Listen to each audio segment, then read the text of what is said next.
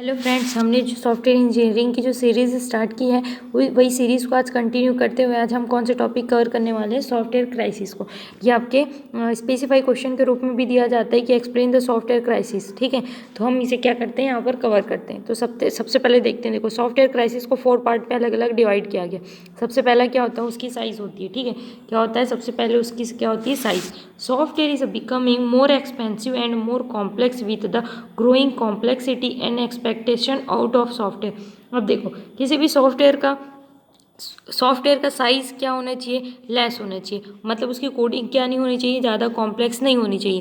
ज़्यादा कॉम्प्लेक्स होगी तो वो ज़्यादा एक्सपेंसिव भी होगी। ठीक है, इसलिए क्या किया, software is becoming more expensive and more complex with growing complexity and expectation out of software. देखो, यूज़र की रिक्वायरमेंट हो सकता है कुछ ज़्यादा ही हाई हो। कुछ ज़्यादा हाई होने के कारण क्या होंगे, नंबर ऑफ लाइन्स बढ़ेंगे कोड के। अगर हम नंबर ऑफ लाइन्स कोड के रिमूव करेंगे तो हमारा जो कोड होगा वो कॉम्प्लेक्स बन जाएगा। अगर नंबर ऑफ लाइन्स बढ़ जाएंगे, कोड की कॉम्प्लेक्सिटी बढ़ जाएगी, तो वो सॉफ्टवेयर क्या हो जाएगा, एज़ कम्पेयर टू पिछले वो एक्सपेंसिव भी हो जाएगा। क्यों? क्योंकि अगर उसको आपको किसी सिस्टम में चलाना है तो वहाँ पर प्रोसेसिंग स्पीड क्या होनी चाहिए, हाई। क्योंकि कोडिंग अगर कॉम्प्लेक्स होगी तो उसकी प्रोसेसिंग भी क्या होगी, एज़ कम्पेयर टू पिछले वाले के आपकी हाई होगी। ठीक है, मतलब वो ज़्यादा कॉम्प्लेक्स होगा तो वो लेस जल्दी प्रोसेस नहीं कर पाएगा। तो यहाँ पर किसी भी कोड का क्या होना चाहिए, साइज़ कम होना चाहिए, एकदम हाई कॉम्प्लेक्स भी नहीं होना चाहिए। ठीक है, for example the code in the consumer product is doubling every couple of years.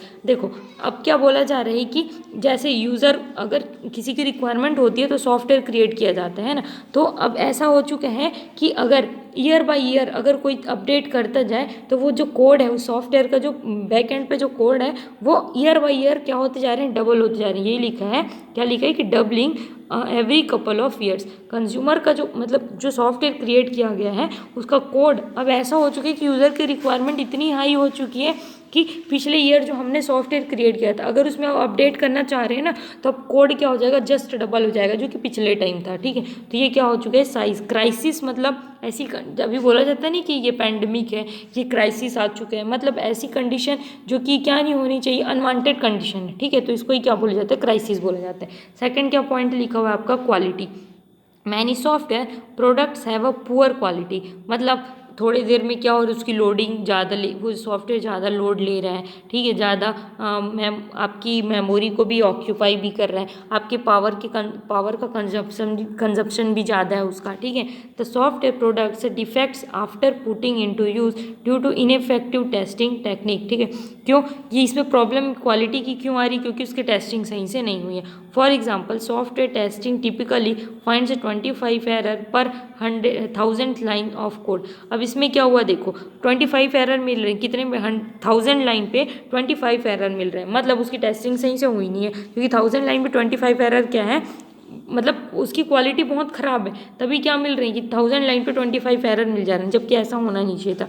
तो ये डिफेक्ट या क्वालिटी को कौन ही उसका बताता है अच्छे से, ये किस क्राइटेरिया के बेस पे हम फाइंड आउट करते हैं कि इतने नंबर ऑफ लाइन्स में कितने एरर आपके फाइंड आउट हो रहे हैं। ठीक है, अब देखते हैं क्या नेक्स्ट क्या है आपका। नेक्स्ट क्या है यहाँ पर, कॉस्ट है। ठीक है, क्या है आपका, cost. Software development is a costly. Software development costly क्यों है, क्योंकि देखो एक सॉफ्टवेयर को डायरेक्टली क्रिएट नहीं किया जाता, उसके लिए 10 से 15 अलग अलग मेंबर होते हैं जो क्या करते हैं, अपना पर्टिकुलर टास्क को कंप्लीट करते हैं। जैसे कि किसी से क्या करोगे, आप पूछोगे। ठीक है, तो वो क्या हो गया, कोई यूज़र है जो कि अपना सॉफ्टवेयर क्रिएट करवाने हैं, तो सबसे पहले एसआरएस क्रिएट करने के पहले उसकी यूज़र की रिक्वायरमेंट पूछी जाएगी जो कि किसी डॉक्यूमेंट में नोट डाउन किया जाएगा। ठीक है, फिर वहाँ पर डिज़ाइनिंग फेज़ के लिए एक अलग क्रिएटर रहेंगे। ठीक है, डिज़ाइन करने वाले। फिर कुछ कोडिंग सेक्शन वाले रहेंगे, किसी को डिज़ाइन विंडो बहुत अच्छे से करने आएगा। ठीक है, किसी का फ्लो चार्ट डिज़ाइन बहुत अच्छा होगा, किसी को क्या होगा, टेस्टिंग बहुत अच्छे से आती होगी, कुछ प्रोग्रामर होंगे। ऐसे बहुत सारे अलग अलग होते हैं जो कि एक सॉफ्टवेयर को क्रिएट करने में हेल्प करते हैं। ठीक है, तो यहाँ पर software development is a costly. ये कुछ एकदम कम पैसे में हमारा सॉफ्टवेयर क्रिएट नहीं हो सकता। ठीक है, costly that is in terms of time taken to develop and the money involve, कि कितना टाइम लग जाता है, जितना ज़्यादा टाइम लगेगा उतना ही ज़्यादा पैसे पे करने पड़ेंगे। ठीक है, और कितनी मनी की रिक्वायरमेंट है, कितना उस पर खर्च कर दिया जा रहा है। For example development of the software FAAS advanced automation system cost over $700 पर लाइन्स ऑफ कोड। अब देखो ये आपका क्या है, ये सिस्टम है, ठीक है, ये क्या FAAS एडवांस्ड ऑटोमेशन सिस्टम, ठीक, ये क्या करता है कि $700 पर लाइन, मतलब एक लाइन जो लिख रहे हैं ना उसके लिए $700 रुपीज़ वो क्या कर रहे हैं, चार्ज कर रहे हैं। तो कितना सोचो, कितना कॉस्टली है एक सॉफ्टवेयर को क्रिएट करवाना, ठीक है। इसलिए बोला जा रहा है कि लाइन ऑफ कोड भी कम होनी चाहिए और एज़ कम्पेयर टू मतलब उसकी कॉम्प्लेक्सिटी भी कम होनी चाहिए, ठीक है। फोर्थ पॉइंट क्या लिखा हुआ है, डिलेड डिलीवरी। सॉफ्टवेयर की डिलीवरी लेट क्यों हो जाती है, क्योंकि वो कोडिंग करते करते इतना टाइम लग जाता है, ये कोडिंग करते नहीं किसी भी फेज़ में इतना टाइम लग जाता है और उन्हें पता ही नहीं चल पाता। वो टाइम देते हैं कि हम 2 मंथ पे क्रिएट करके दे देंगे, लेकिन वो 4 मंथ के पहले उसको क्रिएट करके नहीं दे पाते। ये क्या है, delayed delivery. Serious schedule overrun और कॉमन, ठीक, कि मतलब उन्होंने जो टाइम स्लॉट दिया था उससे ज़्यादा टाइम लग गया, ओवररन हो गया, ठीक है, time. Very often the software takes longer than the estimated time. जितना एस्टिमेशन उन्होंने रखा था 2 मंथ्स का एस्टिमेशन था उनका, बट क्या हो गया, ओवररन कर गया। टू डेवलप, कि डेवलपमेंट के दौरान क्या हो चुका, ओवररन हो चुका। Which is turn leads to cost shooting up, ठीक है। For example one in a 4 large scale development project in never completed. अब ये क्या बोलना चाह रहे हैं कि 4 लार्ज स्केल डेवलपमेंट प्रोजेक्ट कभी भी क्या नहीं होते, कंप्लीट नहीं होते। ये एग्जाम्पल दे रहे हैं, ठीक है।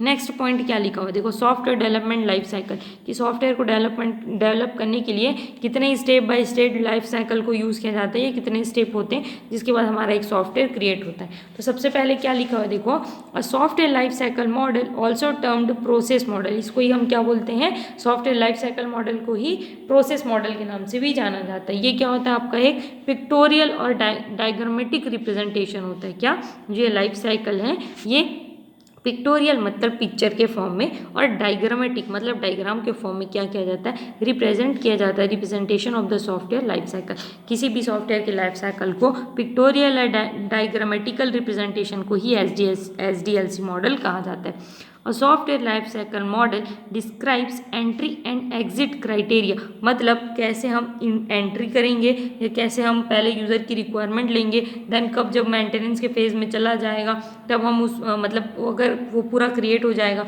तो उसको डिप्लॉय करेंगे। ये सारी चीज़ें कहाँ इंक्लूड की जाती है, SDLC मॉडल के अंदर।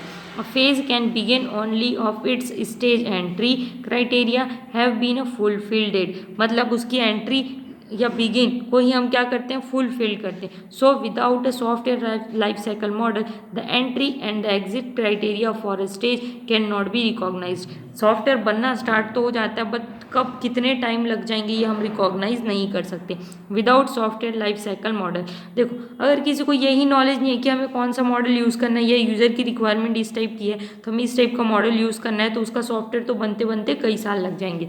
It becomes tough for a software project manager to monitor the progress of the software. मतलब अगर हमें ये चीज़ें नहीं पता कि कितना टाइम लग जाएगा, कौन सा मॉडल यूज़ करना है, तो ये सॉफ्टवेयर मैनेजर के लिए क्या हो जाएगा, बहुत टफ टास्क हो जाएगा। क्यों, क्योंकि ये कितने टाइम में बनेगा या उसका प्रोग्रेस क्या है ये पता करना क्या हो जाएगा, बहुत ज़्यादा हैवी हो जाएगा, ठीक है। फिर देखो ये क्या है आपका SDLC मॉडल का स्टेप बाय स्टेप उसका कि कैसे कैसे हम अपना सॉफ्टवेयर, हम नहीं मतलब जो भी डेवलपर होता है वो क्रिएट करता है।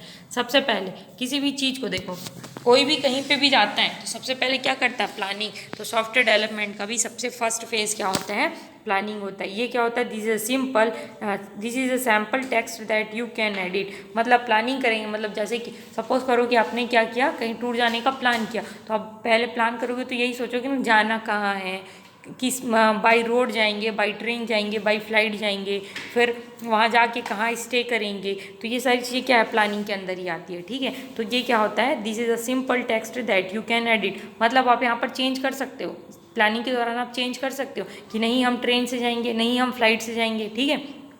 अगर आपने टिकट करा लिया फ्लाइट का और उसके बाद आप बोल रहे हो कि ट्रेन से जाएंगे तो ये लॉस हो जाएगा, ठीक है। तो मतलब एडिट कहाँ करेंगे, सिर्फ प्लानिंग फेज में हम एडिट कर सकते हैं, बाद में टिकट हो जाने के बाद हमारे पास कोई ऑप्शन नहीं रहेगा, ठीक। तो प्लानिंग फेज क्या होता है, यहाँ पर एडिटिंग थोड़ी मतलब यहाँ पर अलाउ होता है एडिटिंग। फिर आता है क्या, एनालिसिस फेज, कि आपने प्लानिंग तो कर लिया, यहाँ जाएंगे, यहाँ रुकेंगे, उसके बाद अब क्या करेंगे, देखो अब एनालाइज करेंगे कि ट्रेन से जाने पर कितना कॉस्ट लग जाएगा, ये एनालाइज करेंगे ना कि हम जा सकते हैं कि नहीं, हमारे घर के सारे लोग यहाँ पर मतलब ट्रेन से ट्रैवल कर पाएंगे कि नहीं, कि बस वो उनको बस से वो नहीं जा पाएंगे, इस टाइप का क्या करेंगे, एनालाइज करेंगे। ठीक है, फिर क्या करेंगे, देखो फिर थर्ड फेज़ होता है आपका डिज़ाइन। ठीक है, फिर थर्ड फेज़ क्या होता है आपका, डिज़ाइन फेज। सबसे पहले आपको याद रखना है क्या, सबसे पहले करेंगे हम प्लानिंग। इसको ना आप वैसे ही याद रखना कि टूर के सेक्शन में आप क्या क्या करते आते हो। सबसे पहले क्या करते हो, प्लान करते हो, फिर एनालिसिस करते हो। ठीक है, फिर क्या करते हैं, डिज़ाइन की कैसे कैसे जाएंगे, डिज़ाइन मतलब कि कौन कौन क्या क्या लेके जाएगा। ठीक है, तो ये हो गया आपका डिज़ाइन फेज। दिस यही क्या है, देखो एनालिसिस में this is a sample text that you can edit, यहाँ पर भी एडिटिंग आपकी या कोई चीज़ें अपडेशन आपकी अलाउ है। फिर डिज़ाइन में this is a sample text that you can edit, design section में भी आप क्या कर सकते हो, डिज़ाइन कर सकते हो। जैसे कि आप क्या करो, आप एक छोटा एग्जांपल ही ले लो कि आप सॉफ्टवेयर ही क्रिएट कर रहे हो। सबसे पहले प्लान किए कि उसमें क्या सॉफ्टवेयर बनाना है आपको, कि क्या क्या रिक्वायरमेंट होनी चाहिए। फिर एनालिसिस की कि इसके लिए मेरे को कितना हार्डवेयर लग जाएगा, कितना सॉफ्टवेयर लग जाएगा, या किस टाइप के ऑपरेटिंग सिस्टम में ये बनेगा।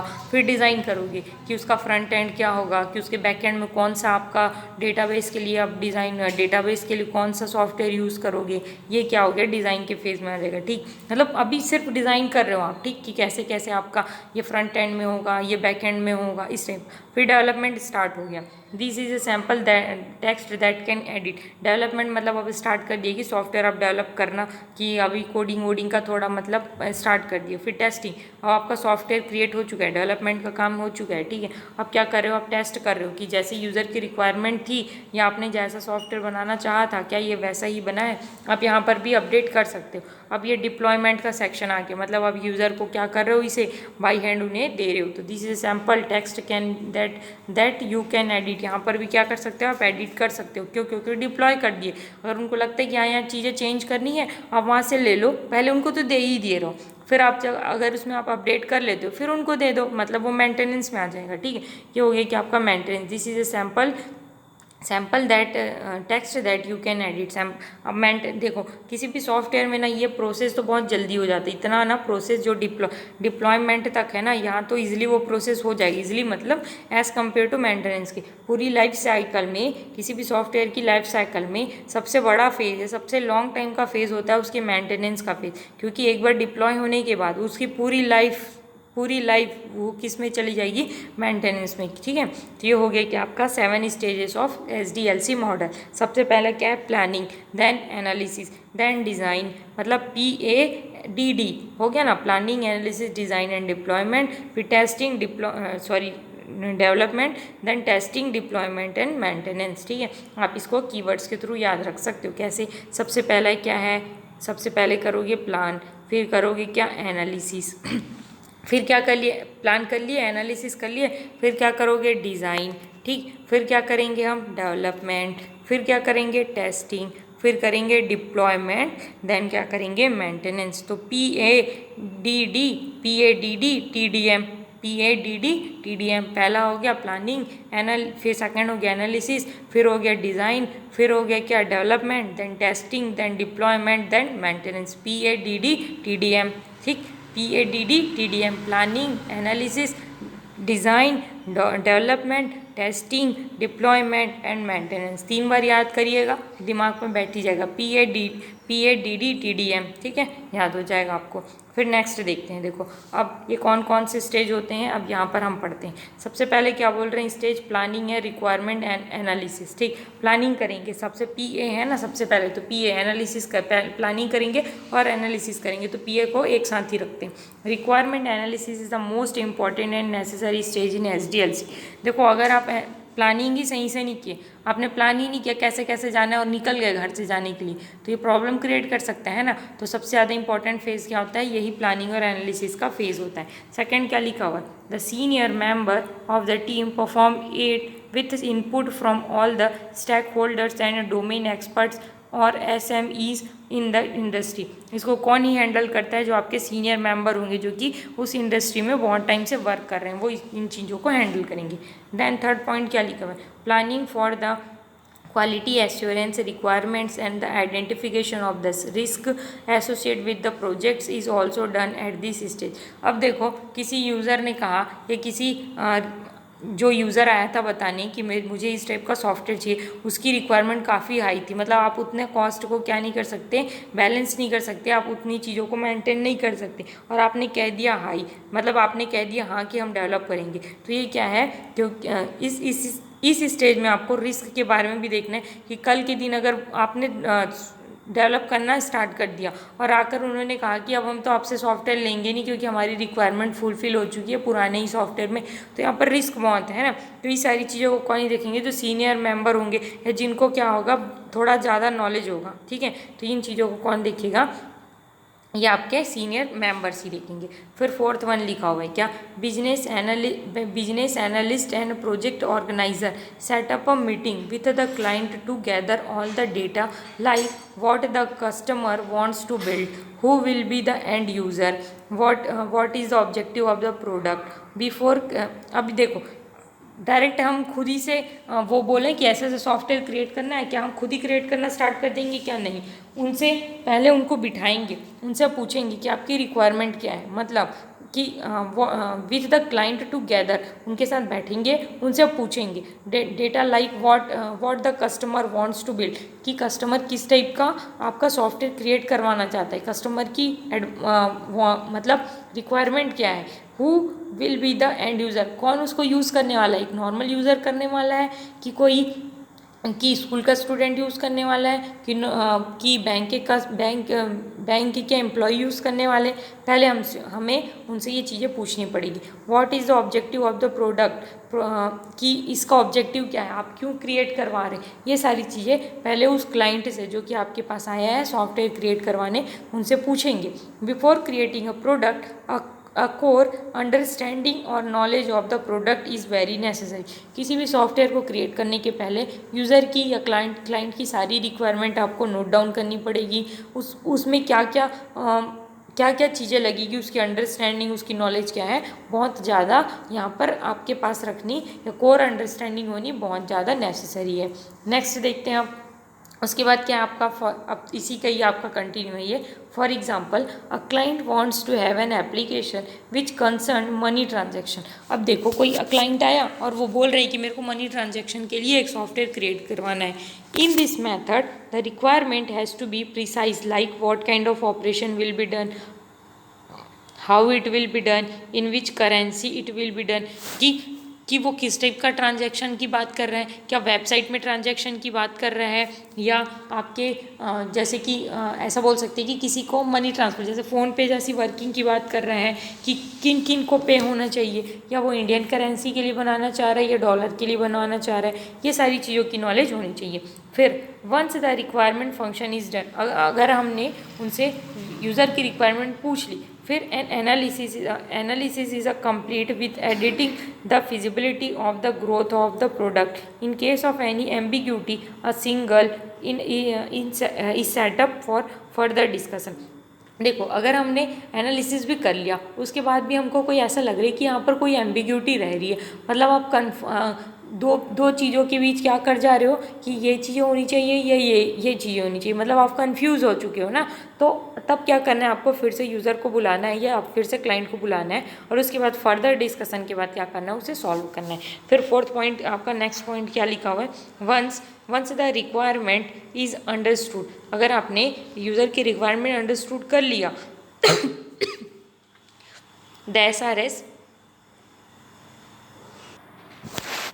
वंस द रिक्वायरमेंट अंडरस्टूड, अगर आपने रिक्वायरमेंट समझ लिया, पूरी चीज़ें अंडरस्टूड कर ली, the SRS software requirement specification is document is created, अगर आपने सारी चीज़ें पूछ ली यूज़र से, क्लाइंट से, उसके बाद आपने उसे SRS भी क्रिएट कर लिया, क्या क्रिएट कर लिया, SRS भी क्रिएट कर लिया, मतलब डॉक्यूमेंट क्रिएट हो चुका है। The developers should thoroughly follow this document and also should be reviewed by the customer for further reference। ठीक, एक कॉपी आप अपने पास रखेंगे, एक उस क्लाइंट को दे देंगे, ताकि अगर जब वो वापस अपना सॉफ्टवेयर लेने के लिए आएगा तो वो आपका SRS जो कि आपने क्रिएट करके उसे दिया है वो लेके आएगा, उस बेस पे क्या करेगा, वो अपने सॉफ्टवेयर की टेस्टिंग करेगा, मतलब क्लाइंट ने जो चीज़ें कही थी वो चीज़ें उनकी फुलफिल हो पा रही कि नहीं, वो इस बेस पे क्या करेगा, और जो डेवलपर होंगे वो भी इस डॉक्यूमेंट को क्या करेंगे, अपने सॉफ्टवेयर डेवलपमेंट के टाइम पे या उस टाइम पीरियड में क्या करेंगे, ये अपने उस डॉक्यूमेंट SRS को अपने साथ रखेंगे और उसी बेस पे क्या करते जाएंगे, सॉफ्टवेयर को क्रिएट करते जाएंगे। फिर सेकंड स्टेज हो गया आपका, फर्स्ट स्टेज हमने देख लिया, अब सेकंड स्टेज देख रहे। पहला क्या देखा, प्लानिंग एंड एनालिसिस का फेज। सेकंड क्या है, डिफाइनिंग अ रिक्वायरमेंट। अब क्या कर रहे हैं हम, वहाँ से रिक्वायरमेंट डिफाइन कर रहे हैं। फिर once the requirement analysis is done, requirement analysis हो चुकी, the next stage is to certainly represent and document the software requirement and get them accepted from the project stakeholders. आपने क्या कर लिया, एनालिसिस कर लिया।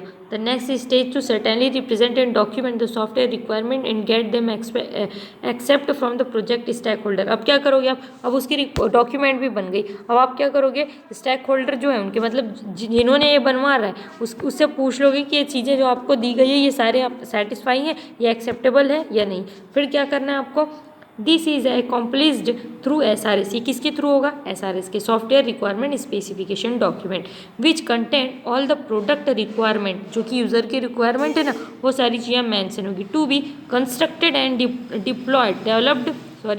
Constructed and developed during the project life cycle. इसी के थ्रू इस SRS को यूज़ करते हुए क्या करेंगे, सॉफ्टवेयर को क्रिएट करेंगे। थर्ड है क्या आपका, थर्ड स्टेज क्या आपका, डिज़ाइनिंग द सॉफ्टवेयर। अब क्या हो गया, अब डिज़ाइन होना स्टार्ट हो रहा है। The next phase is about to bring down all the knowledge of requirement analysis and design of the software project. ठीक, आपको सारी चीज़ें SRS में मिल चुकी है। अब आप क्या कर सकते हो, उसका फ्लो चार्ट, उसका DFD, उसका सारी चीज़ें क्रिएट करना स्टार्ट कर सकते हो। This phase is the product of the last two like inputs from the customer and requirement gathering. देखो सबसे पहले हमने क्या किया, यूज़र से उनकी रिक्वायरमेंट पूछ ली, ठीक है, वहीं पर हमने क्या किया, प्लान कर लिया उसको कि कैसे कैसे उनके अकॉर्डिंग कैसे कैसे चीज़ें बन रही है, ये कैसे कैसे हमें बनाना है। देन हमने क्या कर लिया, एनालिसिस कर लिया। एनालिसिस करने के बाद क्या बन गया, यूज़र की रिक्वायरमेंट वगैरह पूरी पूछ लेने के बाद यहाँ से हमें SRS मिल गया। ठीक है, क्या मिल गया, SRS मिल गया।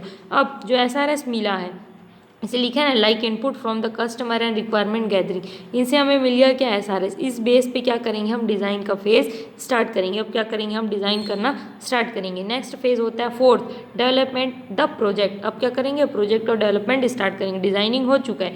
In this phase of SDLC the actual development begins. अब स्टार्ट हो गया आपका सॉफ्टवेयर डेवलप होना। अभी तक तो डिज़ाइन क्रिएट हो चुके हैं and the programming is build. अब क्या करेंगे, कोडिंग का सेक्शन आ गया, प्रोग्रामिंग करना स्टार्ट करेंगे। The implementation of a design begins concerning writing the code. अब क्या होगा, डेवलपर जो प्रोग्रामर है वो कोड करना स्टार्ट करेंगे। Developers have to follow the coding guidelines described by their management and the programming tools like compilers, interpreters, debuggers, etc. are used to develop and implement the code. कोई भी developer है वो किस चीज़ को use करेगा, किसी न किसी पर्टिकुलर मतलब लैंग्वेज को यूज़ करते हुए कोड करेगा। उसके लिए कंपाइलर लगेगा, उन्हें इंटरप्रेटर लगेगा, बग को फाइंड आउट करने के लिए डिबगर लगेगा। ये सारी चीज़ों को क्या करेंगे, वो यूज़ करते हुए आपका कोड इम्प्लीमेंट करेंगे। नेक्स्ट फेज होता है कि आपका fifth phase, testing after the code is generated. अब हो गया आपका कोडिंग का सेक्शन भी कंप्लीट। अब क्या करेंगे, हम यहाँ पर जो कोड क्रिएट हो चुका है उसकी टेस्टिंग स्टार्ट करते हैं। It is tested against the requirement to make sure that the product are solving the needs addressed and gathered during the requirement stage. User से जो SRS में हमने मेंशन करवाया है या उनसे जो पूछ के हमने रिक्वायरमेंट यहाँ पर लिखी है वो क्या यहाँ पर फुलफिल हो पा रही कि नहीं, ये सारी चीज़ों को यहाँ पर क्या करेंगे, हम टेस्ट करेंगे। फिर ड्यूरिंग दिस स्टेज, इस स्टेज में क्या करना है, unit testing, integration testing, system testing, acceptance testing, ये सारी चीज़ों को हम क्या करेंगे, डन करेंगे। मतलब आपकी टेस्टिंग, मैं टेस्टिंग भी पढ़ाऊंगी ना आपको, तो बहुत सारी टेस्टिंग होती है, जैसे कि यहाँ पर लिखा है unit testing, system testing, integration testing, acceptance testing, उसमें अल्फा बीटा टेस्टिंग, ये सारी टेस्टिंग जो आती है ना, ये सारी टेस्टिंग हम आगे कवर करेंगे। तो ये सारी टेस्टिंग इसी टेस्टिंग के फेज में होती है आपकी, ठीक है। फिर आपका सिक्स्थ क्या है, सिक्स्थ स्टेज क्या है, डिप्लॉयमेंट, ठीक है। Once the software is certified, मतलब आपने सॉफ्टवेयर क्रिएट कर लिया, टेस्टिंग कर ली, जैसा यूज़र चाहता था आपने वैसा सॉफ्टवेयर क्रिएट कर लिया, सर्टिफाइड हो चुके हैं, एंड वहाँ पर कोई भी बग नहीं है, कोई भी एरर नहीं है, नो बग्स और नो एरर आर स्टेटेड, वहाँ पर कोई भी बग और एरर एग्जिस्ट नहीं कर रहा है, तो क्या है वो डिप्लॉयड करने के लिए बिल्कुल सही है। Then based on the assessment the software may be released as it is or with suggested enhancement in this object segment। अब क्या हो चुका है, सारी चीज़ें बिल्कुल सही से बन चुकी है और इन्हेंसमेंट कर सकते हो, बट उनको बोल दोगे कि अगर कोई सजेशन हो तो प्लीज़ बताइएगा, हम उसे अपडेट करेंगे, ठीक है। तो इस टाइप का अगर हो चुका है तो आप उसे डिप्लॉय कर सकते हो। After the software is deployed then its maintenance begin, जैसे ही आपका सॉफ्टवेयर डिप्लॉय हो गया उसकी लाइफ का मेंटेनेंस सेक्शन या स्टेज क्या हो चुका, स्टार्ट हो चुका। लास्ट और सबसे मोस्ट इम्पॉर्टेंट मतलब पूरी लाइफ जो उसमें पूरी लाइफ उसकी मेंटेनेंस में ही चलती रहेगी, वो लास्ट फेज होता है stage 7 maintenance. Once when the client starts using the developed system, अगर यूज़र ने किसी सिस्टम को यूज़ करना स्टार्ट कर दिया आफ्टर डिप्लॉयमेंट, तो वो मेंटेनेंस के फेज़ में आ चुके हैं। Then the real issue come up and requirements to be solve from the time to time.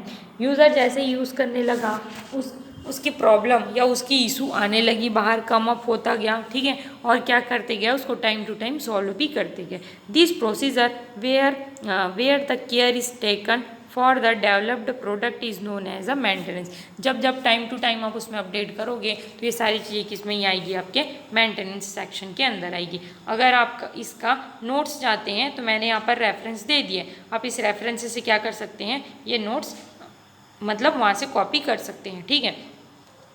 अगर आपको इसमें कोई भी प्रॉब्लम होगी तो क्या करेंगे, आप मुझे बताएंगे। Thank you. अगर आपको कोई भी डाउट हो तो प्लीज़ कमेंट सेक्शन में बताइएगा। Thank you.